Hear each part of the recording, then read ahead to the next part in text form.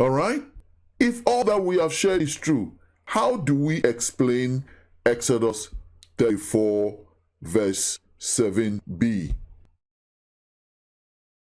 Listen to what the Message version says regarding Exodus 34, 7b. Listen to this. It says, he holds sons. That is God. That is God. He holds sons and grandsons responsible for a father's sin to the third and even the fourth generation. This is what the Message Bible, this is how the Message Bible puts Exodus 34, 7b. So you see, we read something like this and we accept that, well, if it is written here like this, then it must be true that God holds sons and grandsons responsible for a father's sin to the third and even the fourth generation. My question has always been this: how many human courts will say a father has sinned, and because the father is not there to receive his punishment, we are going to take the children, so the children will receive the punishment that their father was supposed to receive. Let me just use this as an example. We all remember that not many months ago, this man in the United States, known as Epstein, he was arrested for various things that he's done in his life, and he was sent to jail, waiting for the courts to make a judgment. And in the midst of his time in jail, we were told that he committed suicide and died. Now, this man, according to what we hear, did very bad things to youngsters, to young girls, and all that. But he is dead. He committed suicide. He is dead. Now, the law court did not say that if this man has children, they are going to take the children, put them in jail, and waiting for the time when they will be, if their father were to be alive, they will take the children to court and then punish the children for their father's sin. The law courts did not do that. It looks as if the case is even dead because the man committed suicide and he's dead. So my question is, if, and this is how I study, if the law courts, if the human courts will not hold the children of a father responsible for the father's sin, why do we think God will do that? Why are we charging God of such an unbelievable thing? Why? The confusion has been introduced into Exodus 34, 7b because of the phrase iniquity of the fathers. Iniquity of the fathers. Because we read of the iniquity of the fathers, that God visits the children and the children's children. The God visits the iniquity of the fathers upon the children and the children's children to the third and the fourth generation. Because of this phrase, iniquity of the fathers. That is why that is the title of our study today. The iniquity of the fathers. The phrase has been translated literally. It is a literal translation. In fact, the phrase iniquity of the fathers is a figure of speech. Let's look at something I have taught the church many times. I want to teach you today of this. In your study of the scriptures, whenever you come across the preposition of, you remember the phrase iniquity of the fathers, iniquity of the fathers. In your study of the scriptures, whenever you come across the preposition of, always ask the following questions. Listen to this again. In your study of the scriptures, whenever you come across the phrase, whenever you come across the preposition of, please always ask the following questions. 1. What does this mean? What does this mean? 2. Why is it here? Why is it here? 3. Is it a separate Hebrew or Greek word? Is it a separate Hebrew or Greek word? We are looking at the phrase, the iniquity of the fathers. The iniquity of the fathers. When you come across the preposition of in your study of the scriptures, please pause. And when you come across that preposition of, please pause and ask yourself the question. These following questions. What does this mean? What does this mean? Why is it here? Is it a separate Hebrew or Greek word? It is important that you ask this question.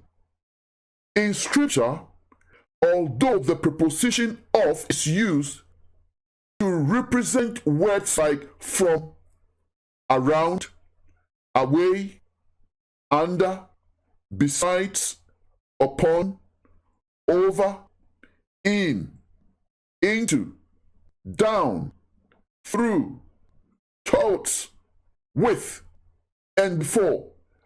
Although the preposition of is used to represent words like these, it is usually not used for separate words both in the Old and the New Testaments. Many times, the preposition of is not used for separate words in the Greek or the Hebrew.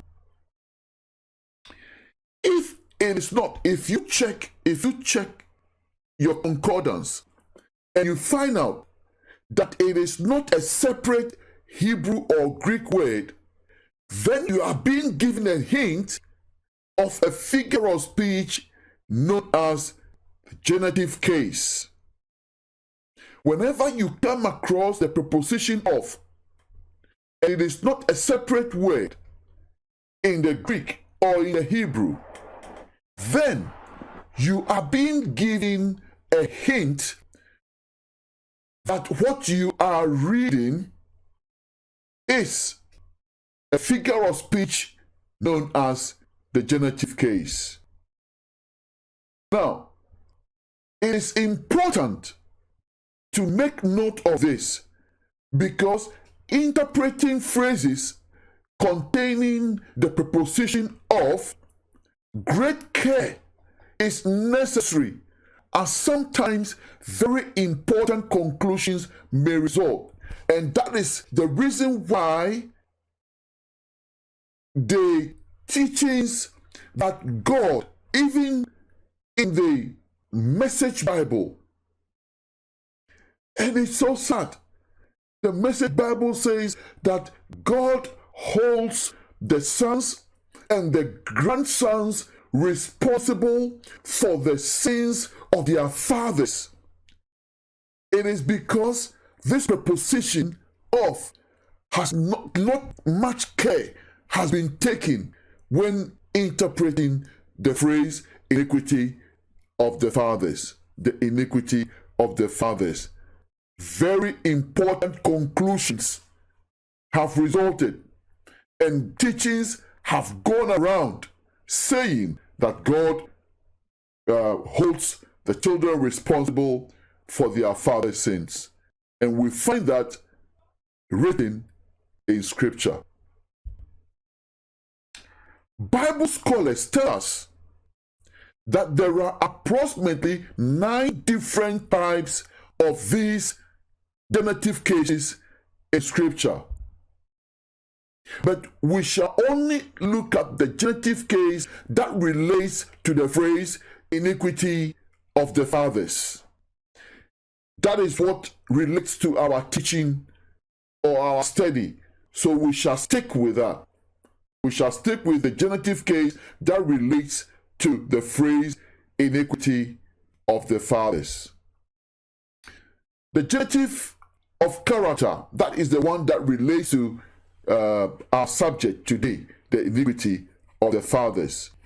In the genitive of character, a noun is always used in place of an adjective. In the genitive of character, a noun is always used in place of an adjective. Now, usually, adjectives are used to qualify or describe nouns.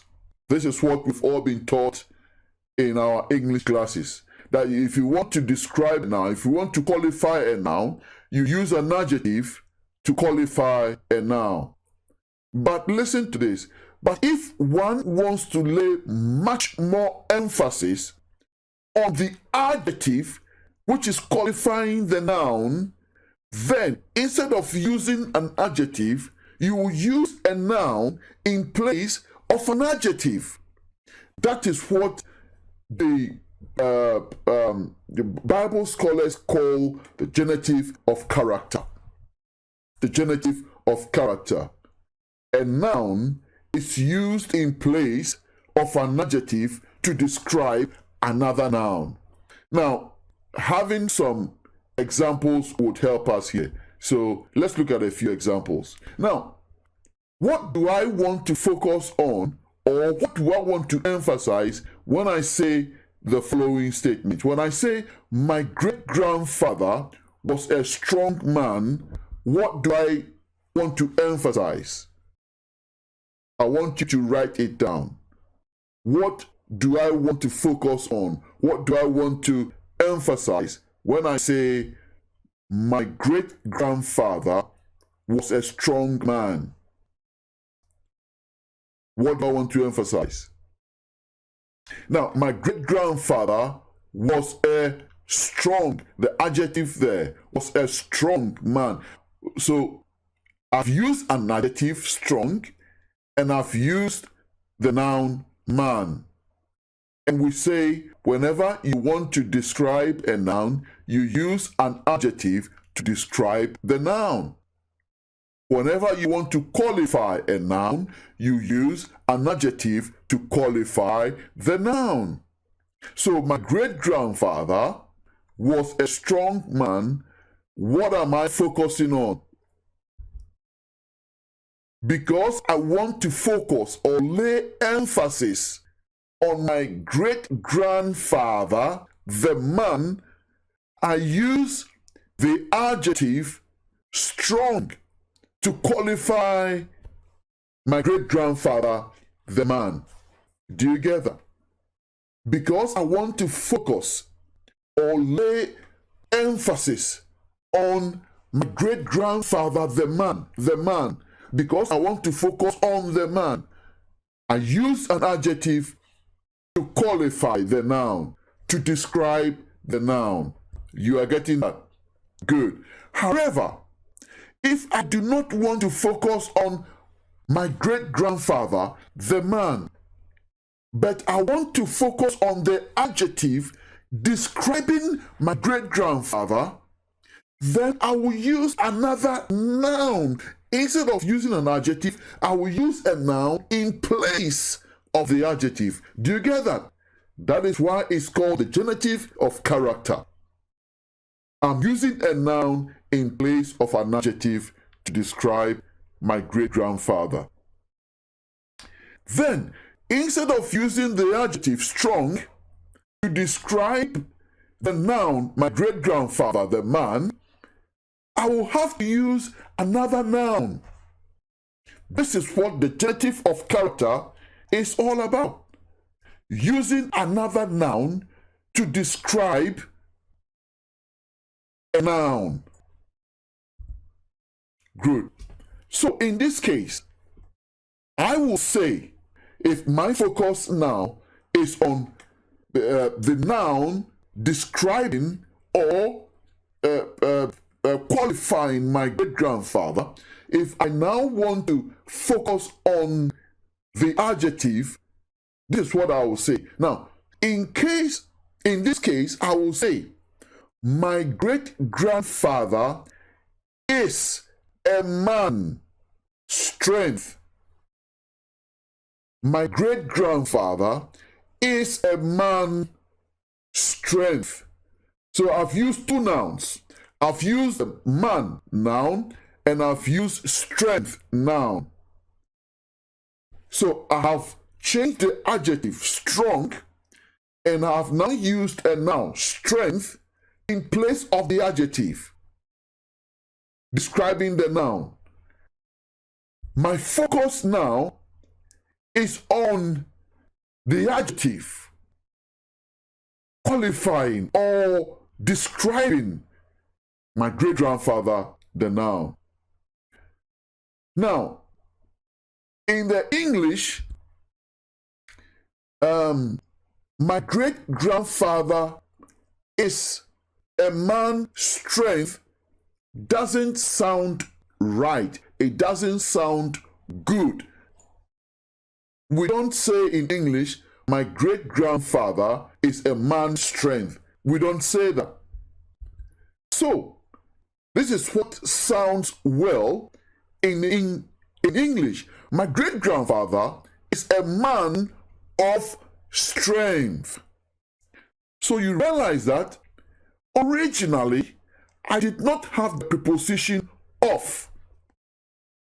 But so it sounds good in the English, I had to put in the preposition of. So it sounds good. It sounds well. It sounds good to the ear. My great-grandfather is a man of strength. Do you get that? My great-grandfather is a man of strength. Like I said, originally, this preposition isn't in scripture. It's not there. But I had to put it in there to make sense in the English. So, when I wanted to lay emphasis on my great-grandfather, the man, I said my great-grandfather was a strong man. That was what I said. But when I want to lay emphasis on my great-grandfather's character, I use two nouns. My great-grandfather was a man of strength, bringing in the preposition of to make it sound good in the English. So, with that in mind, let us go back to our study of Exodus 34:7. Like I said previously, I showed you all the places where this phrase is found in scripture, and whatever we are doing here, applies to all the verses used there. Exodus 34:7b, visiting the iniquity of the fathers. Visiting the iniquity of the fathers. Visiting the iniquity of the fathers. Now you realize that I have highlighted iniquity, I have highlighted of, I have highlighted fathers. If you check, you will realize that preposition of, this one, the preposition of, it's not a separate word in the Hebrew. It's not a separate word in the Hebrew. It means that it's originally not there. So it was put there, so it makes sense in the English.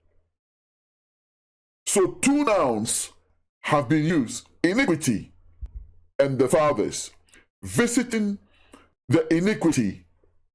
Iniquity there is a noun. The fathers, a noun.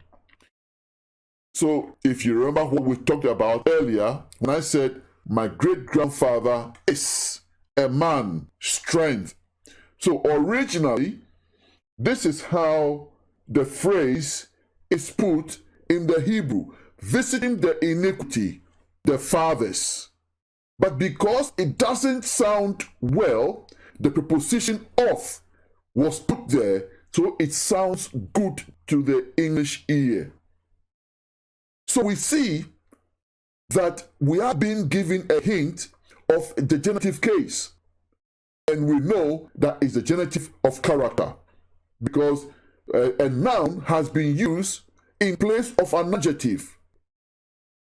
A noun has been used, or one noun is being used to qualify or describe another noun. So, Exodus 34:7b, when the iniquity,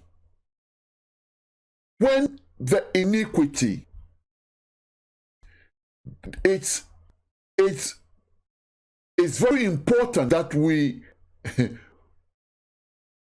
get to know this, that although this is what it literally says, there is more to the verse or the phrase than we read literally. This is how it ought to sound. When the iniquity, when the sin carried out by the children is the same in character as that of their fathers. Do you read that? When the iniquity carried out by the children is the same in character as that of their fathers. So it is not just like the Message Bible puts it, the sons and the grandsons are held responsible for their father's sins. It doesn't sound right. That is not God. A righteous judge would not do that. However, when the iniquity carried out by the children is the same in character as that of their fathers, of course, they would get the same punishment they'll get the same punishment. Do you understand that? That sounds good to me. In fact, that corresponds to the nature of God. So Exodus 34:7 should read like this.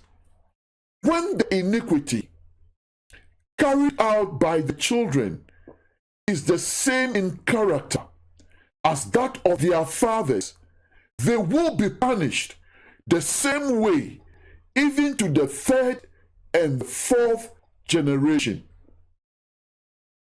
This is how Exodus 34:7 should have been translated. The figure of speech, the iniquity of the fathers, was translated literally. And because some did not know that it was a figure of speech, that two nouns have been used, and the preposition of was not there originally. The preposition was put there in the English, so the sentence makes sense. And for that matter, we are being told that what we are reading there is a figure of speech. This should not have been translated literally. Do you understand? This is how Exodus 34:7 should have been translated. When the iniquity carried out by the children is the same in character as that of their fathers, they will be punished the same way, even to the third and the fourth generation. If the third generation carry out an iniquity that is the same in character as that of their fathers, they will be punished. If the fourth generation carries out an iniquity that is same in character as that of their fathers, they will also be punished. If the fifth generation carries out an iniquity that is same in character as that of their fathers, they will be punished the same way. So that corresponds with the nature of God. It corresponds to the nature of God. That is how a righteous judge will judge. They would not say, your father sinned. Your father is no longer there to take the punishment. So we are going to hold you responsible for the sins that your father has committed. No judge, no human judge will do that. However, this is justice. What you are reading now is justice. And that is how Exodus 34:7 should have been translated. And because a figure of speech has been translated literally, and because many have not known this, they have also taught that God holds the children and the children responsible for the sins of their fathers. Exodus 34:7b, he holds sons and grandsons, like I said earlier, the Message Bible, he holds sons and grandsons responsible for a father's sins. Who would do that? You know, let me share something with you. Whenever I study the word, whenever I read something in scripture, a sentence like this, whenever I read a sentence like this, the first question I ask myself is, how does this correspond with the nature of God? That's the question I ask myself. Why would God do a thing like this? Even if a human judge would not do a thing like this, why would God do a thing like this? Well, someone would say, well, but God is sovereign. God does whatever he wants to do. You know what? Oh, anyway, we'll talk about that later. But this is what the Message Bible says. He holds sons and grandsons responsible for a father's sins to the third and even fourth generation. But, beloved, this is how it should have been written. When the iniquity carried out by the children is the same in character, it will be punished or visited in the same way, even to the third and fourth generation. Go over this again and again and again. It will help you.